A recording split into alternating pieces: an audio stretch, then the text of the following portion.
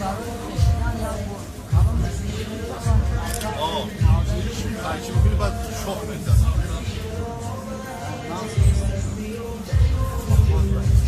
داره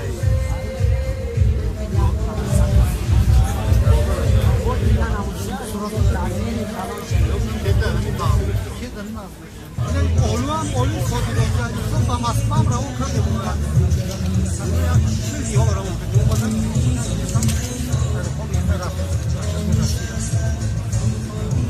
شفتونو پایین همون شفتون من خواهد اینجا مردم از این تلفنمون هست مردم همه رو مشروع کرده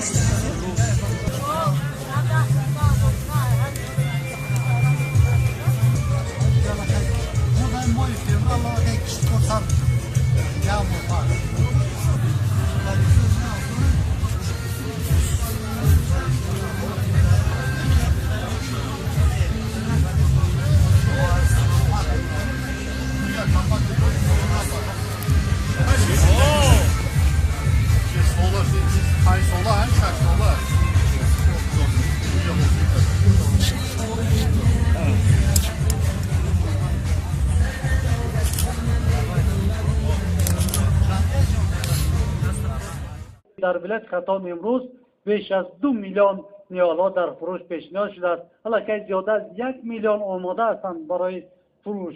در این جاده برای تشریح کنندگان مینداری خیش را بیان میکنم. بگذار که در دولت ما همیشه تینجی و آسودگی باشد. برای این به شما برای کار سربلندی، تنسیتی، خانه آبادی خواهان هستم.